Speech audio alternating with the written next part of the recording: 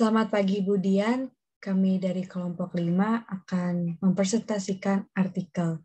Kelompok 5 ini beranggotakan Darren Wekel absen 13, Esperanza Didio absen 16, Farel Ezra absen 17, KJ Erinka absen 20, dan saya sendiri Tesalonia Gloria Pasita absen 28.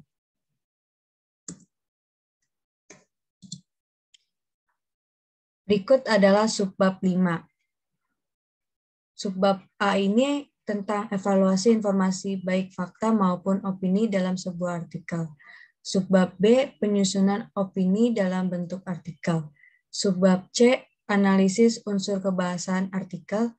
Dan subbab D, penyusunan artikel dengan memperhatikan fakta.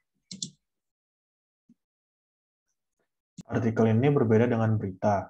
Artikel berupa tulisan yang bertemakan berbagai bidang seperti kebudayaan, perekonomian, teknologi, dan lain-lain. Artikel juga menawarkan wawasan baru, baik berupa teori maupun keterampilan atau alternatif pemecahan masalah.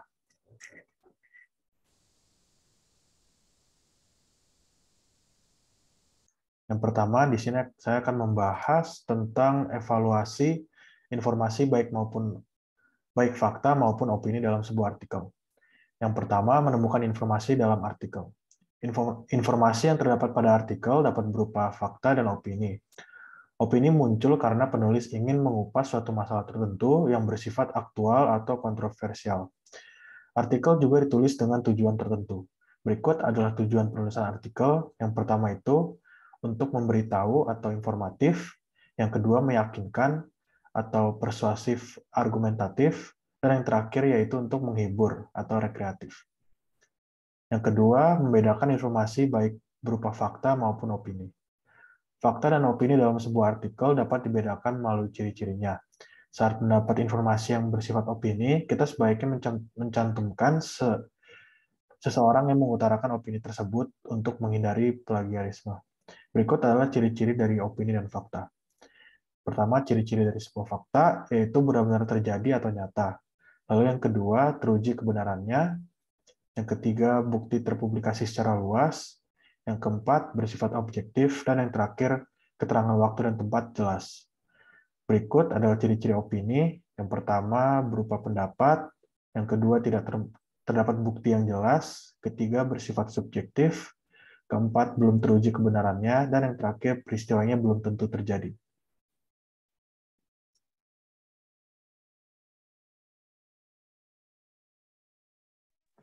Yang selanjutnya adalah subbab B, penyusunan opini dalam bentuk artikel. Penyusunan opini dalam bentuk artikel, dalam menulis artikel penulis memerlukan topik dan permasalahan yang akan dibahas. Permasalahan ini dibahas dari sudut pandang penulis. Opini dan pendapat tiap penulis pastinya berbeda-beda. Tetapi di dalam sebuah penulisan artikel, penulis wajib untuk memaparkan opini dan pendapatnya dengan baik dan benar. Ini semua bertujuan agar pembaca dapat memahami informasi yang terdapat dalam artikel. Yang pertama, mengungkapkan opini. Berikut adalah beberapa aspek dalam mengungkapkan opini. Yang pertama, A. Argumentasi. Argumentasi adalah bagian terpenting dalam artikel opini. Argumentasi yang Anda kemukakan harus disertai data aktual dan juga argumentasi harus konstruktif. Lalu yang B, bahasa yang digunakan. Bahasa dalam artikel bersifat ilmiah populer. Penggunaan bahasa harus diperhatikan agar sasaran pembaca tepat. Harus singkat, padat, jelas, dan mudah dipahami. Lalu yang terakhir, yang kedua adalah pendekatan penyusunan artikel. Terdiri dari 6 pendekatan penyusunan artikel, yaitu deduktif, induktif, kronologis, logis, spasial, dan topikal. Berikutnya yang C, analisis unsur kebahasaan artikel. Artikel mengandung beberapa unsur kebahasaan, di antaranya yaitu 1.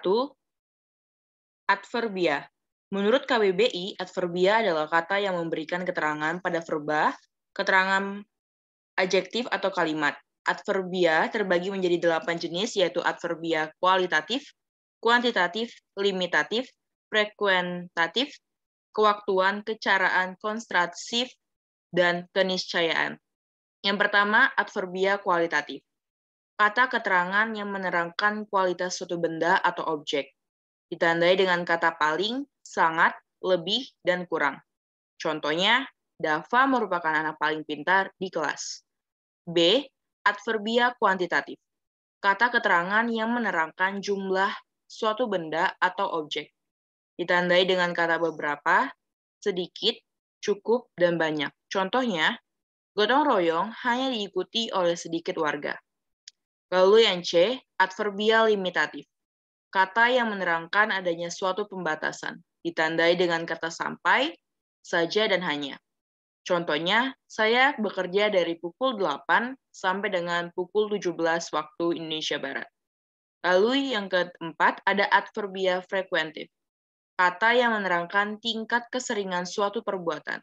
Ditandai dengan kata selalu, sering, jarang, dan kadang-kadang. Contohnya, aku sering melihat anak itu jualan nasi bungkus. Lalu yang kelima, adverbia kewaktuan, yaitu kata yang menerangkan waktu pada peristiwa tertentu. Ditandai dengan kata baru dan segera. Contohnya, ibu baru saja selesai masak. Lalu F, adverbia kecaraan, yaitu kata yang menerangkan cara dalam melakukan sesuatu hal. Ditandai dengan kata diam-diam, segera, dan pelan-pelan. Contohnya, ayah membelikan mainan adik secara diam-diam. Lalu G, adverbia kontrastif. Kata keterangan yang menerangkan adanya pertentangan makna antara satu hal dengan hal lainnya. Ditandai dengan kata bahkan, malahan, padahal, dan justru. Contohnya, jangankan mandi, bahkan cuci baju saja dia tidak mau. H, adverbia keniscayaan. Kata keterangan yang menerangkan adanya kepastian akan terjadinya suatu kejadian atau peristiwa. Ditandai dengan kata niscaya, pasti, dan tentu. Contohnya, kita pasti bisa menyelesaikan tugas ini. Lalu yang kedua ada konjungsi. Konjungsi adalah kata yang menghubungkan dua satuan bahasa yang sederajat, yaitu kata dengan kata, frasa dengan frasa, klausa dengan klausa, serta kalimat dengan kalimat. Untuk menyampaikan argumen menggunakan kata konjungsi selain itu, sebagai contoh, misalnya, padahal dan justru. Konjungsi yang untuk menyatakan hubungan waktu seperti sejak dan sebelumnya. Konjungsi harapan antaranya supaya dan agar. Lalu yang ketiga ada kosakata. Kosakata adalah perbendaharaan kata, aspek yang mempengaruhi penggunaan kosakata agar sebuah artikel menjadi menarik. Yang pertama ada istilah umum. Penggunaan istilah khusus sering dianggap sebagai bentuk penguasaan pengetahuan yang luas dan profesional, dan menunjukkan juga sikap terpelajar. Untuk mempermudah pembaca, penulis biasanya menggunakan bahasa yang umum atau menambahkan keterangan pada penggunaan khusus. Contoh penggunaan kata abrasi dalam mengganti kata pengikisan. Lalu yang B ada aktual. Unsur kebaruan suatu artikel dapat berupa kebaruan informasi maupun kebaruan opini penulis. Penulis bisa menambahkan sudut pandang yang baru sehingga artikel lebih menarik. Contoh, penulis bisa menggunakan kosakata milenial untuk menyebut generasi yang akan lahir antara tahun 1980-an dan 2000-an. Yang ketiga ada fenomenal. Dengan kosakata yang fenomenal, suatu peristiwa bisa berkesan luar biasa. Penulis bisa menggunakan kata fenomenal dalam judul untuk menarik perhatian khalayak bebas. Kosakata fenomenal bisa didapatkan dari tokoh publik atau peristiwa yang sedang ramai diperbincangkan di masyarakat. Dan yang terakhir ada keterangan oposisi. Keterangan oposisi adalah keterangan yang berupa frasa yang menerangkan suatu subjek maupun objek. Jika ditulis keterangan ini diapit tanda koma, tanda pisah, atau tanda kurung. Contohnya, Pak Joko, kepala desa kami, memberikan pidato bertema pentingnya menjaga kesehatan. Frasa kepala desa kami merupakan keterangan oposisi dari subjek kalimat, yakni Pak Joko. Next.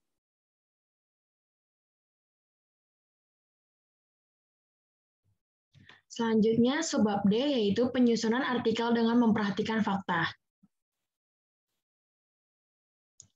Yang pertama, menyusun artikel sesuai fakta. Konstruksi dalam Kamus Besar Bahasa Indonesia berarti susunan atau model bangunan. Istilah mengonstruksi dapat berarti membuat susunan atau menyusun kata dalam kalimat menjadi satu bentuk model atau karangan yang padu. Dalam menyusun artikel, penulisan harus memperhatikan konstruksi artikel. Konstruksi atau struktur artikel antara lain, yang pertama ada judul, yaitu mewakili tema yang dibahas atau pendapat yang disampaikan. Yang kedua, ada pembuka, yang berfungsi sebagai pembuka artikel yang mengandung satu pokok pikiran masalah. Yang ketiga, ada isi, yang berfungsi menjelaskan masalah yang telah disampaikan di bagian pembuka. Yang keempat, ada penutup dan simpulan, berfungsi sebagai penutup artikel atau yang berisi simpulan uraian yang terdapat dalam bagian pembuka dan bagian penjelas. Yang kedua, menyajikan artikel dengan kebahasaan yang baik dan benar. Menuliskan artikel berdasarkan dua hal, yaitu berdasarkan pengalaman sendiri dan fakta yang terkumpul dari bacaan. Berikut langkah untuk menyusun artikel. Yang pertama, tentukan tema. Dan yang kedua, tetapkan tujuan penulisan. Yang ketiga, tentukan fakta berkaitan dengan tema yang dipilih. Yang keempat, tentukan opini berdasarkan fakta yang ada. Yang kelima, susunlah opini-opini dan fakta menjadi artikel yang padu dan runtut dengan memperhatikan tata bahasa dan ejaan. Dan yang terakhir, buatlah kalimat simpulan berdasarkan opini dari masalah yang dibahas dalam artikel. Next. Jadi kesimpulannya yaitu, yang pertama menemukan informasi dalam artikel. Informasi yang terdapat pada artikel dapat berupa fakta dan opini. Berikut adalah tujuan penulisan artikel. Yang pertama informatif, persuasif, argumentatif, dan rekreatif. Yang kedua itu membedakan informasi baik berupa fakta maupun opini. Ciri-ciri fakta itu dapat benar-benar terjadi atau nyata, teruji kebenarannya, bukti terpublikasi secara luas, bersifat objektif, keterangan waktu dan tempat jelas. Ciri-ciri opini itu berupa pendapat, tidak terdapat bukti yang jelas, bersifat subjektif, belum teruji kebenarannya, dan peristiwanya belum terjadi. Mengungkapkan opini itu terdapat beberapa aspek dalam mengungkapkan opini. Yang pertama itu argumentasi, yang kedua bahasa yang digunakan. Selanjutnya itu adverbia, konjungsi, kosakata yang seperti sudah dijelaskan oleh teman saya tadi. Dan yang terakhir itu menyusun artikel sesuai fakta dan menyajikan artikel dengan kebahasan yang baik dan benar. Sekian dari kelompok kami, terima kasih.